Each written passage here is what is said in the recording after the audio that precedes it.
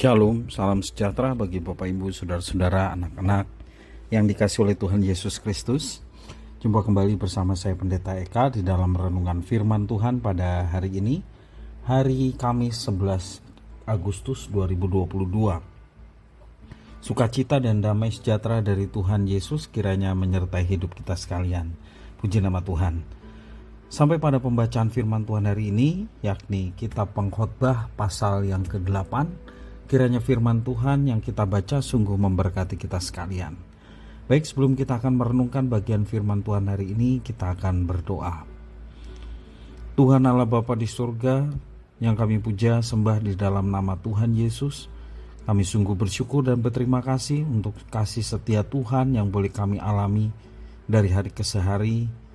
Juga kami ingin terus dekat dengan Tuhan melalui pembacaan firman Tuhan dan perenungan dari firman yang kami baca, supaya kami dapat memahami apa yang Kau maksudkan, serta kami dapat menerapkannya dalam hidup kami. Kami mohon pertolongan Tuhan, supaya firman Tuhan tergenapi. Terima kasih Bapa, inilah diri kami. Kami sedia belajar firman Tuhan. Demi nama Tuhan Yesus kami berdoa. Haleluya. Amin. Saya akan membacakan Pengkhotbah pasal 8 ayat yang ke-9 sampai yang ke-17. Demikian firman Tuhan.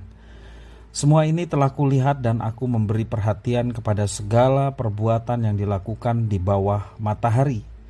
Ketika orang yang satu menguasai orang yang lain hingga ia celaka.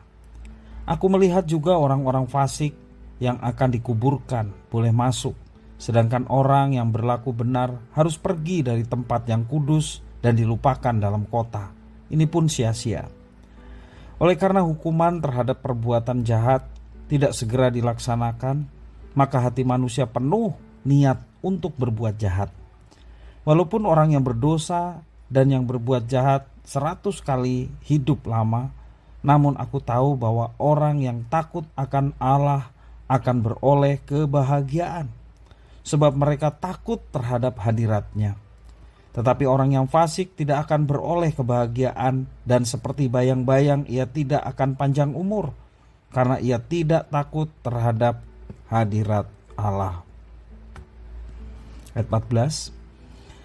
Ada suatu kesia-siaan yang terjadi di atas bumi. Ada orang-orang yang benar yang menerima ganjaran yang layak untuk perbuatan orang fasik, dan ada orang-orang fasik yang menerima pahala yang layak untuk perbuatan yang benar, orang benar. Aku berkata, ini pun sia-sia.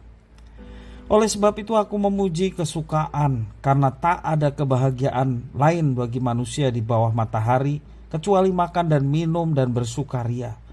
Itu yang menyertainya di dalam jerih payahnya seumur hidupnya yang diberikan Allah kepadanya di bawah matahari.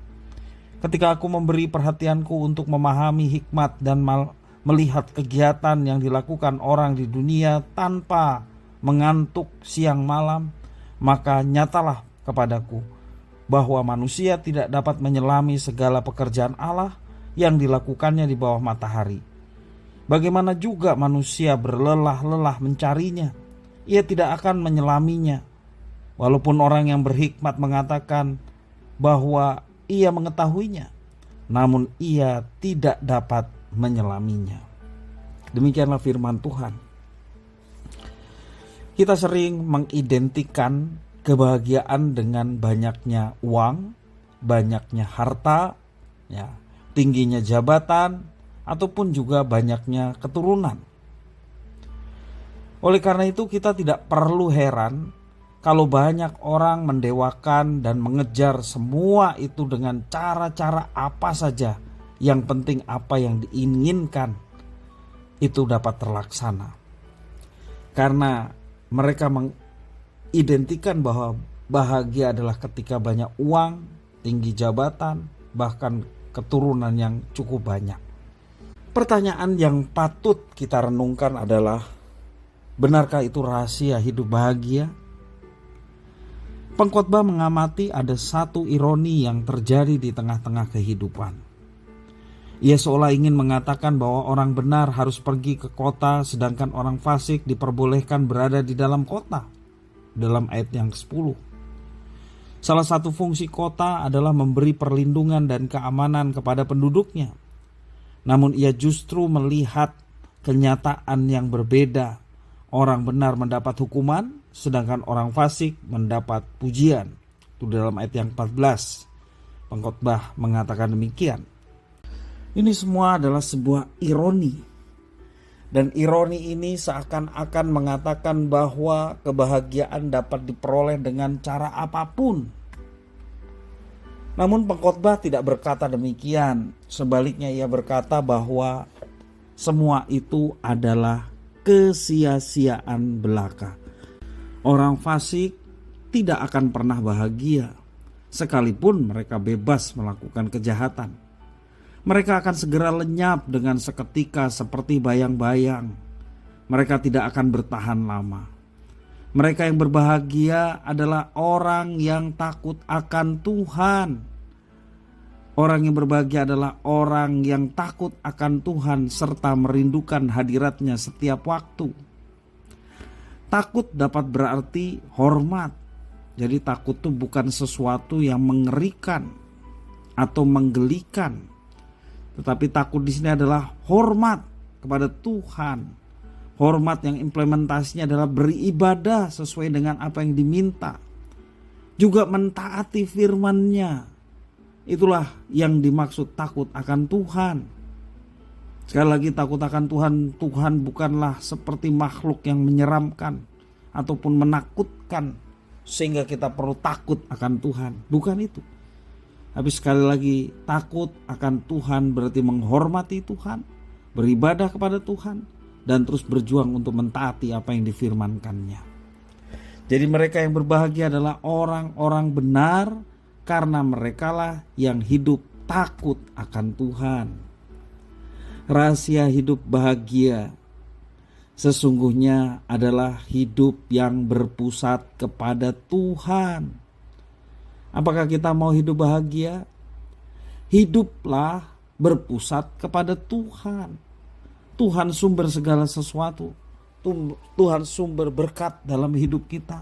Maka ketika kita berpusat kepada Tuhan, Dia yang adalah sumber segala berkat yang akan mencukupkan segala apa yang diperlukan oleh anak-anak yang hidup berpusat kepada Tuhan. Kebahagiaan bukanlah perkara mendapatkan sesuatu. Apapun yang kita miliki sekarang adalah murni anugerah Tuhan atau karunia pemberian yang Tuhan berikan kepada kita. Kebahagiaan adalah perkara menikmati pemberian itu. Jadi kebahagiaan bukanlah apa yang kita miliki, tetapi kebahagiaan adalah perkara menikmati apa yang Tuhan telah beri bagi kita. Allah adalah sumber segala sesuatu yang kita miliki dan yang kita nikmati. Oleh karena itu berbahagialah orang yang ada di dalam Tuhan. Sebab kebahagiaan sejati kita adalah menikmati Tuhan selama-lamanya dalam setiap detik kehidupan kita.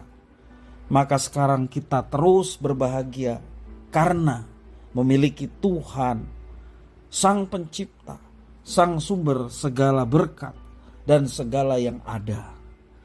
Kebahagiaan kita sangat berarti, sebab itu kita masih setia kepada Tuhan. Kiranya firman Tuhan memberkati kita sekalian. Mari kita berdoa. Tuhan Allah Bapa di surga, di dalam nama Tuhan Yesus kami mengucapkan syukur dan terima kasih untuk setiap firman yang boleh kami pelajari. Biarlah kami tetap bersandar kepada Tuhan, tetap berfokus, berpusat hati dan pikiran kami serta perbuatan kami hanya kepada Tuhan. Maka ketika kami melakukan semuanya itu untuk kemuliaan Tuhan, yang percaya semua tidak menjadi sia-sia, tetapi semuanya boleh menjadi manfaat, baik bagi pertumbuhan iman kami maupun juga menjadi kesaksian bagi orang-orang yang ada di sekitar kami. Terima kasih Bapa atas firman Tuhan. Demi nama Tuhan Yesus kami sudah berdoa dan bersyukur. Haleluya. Amin.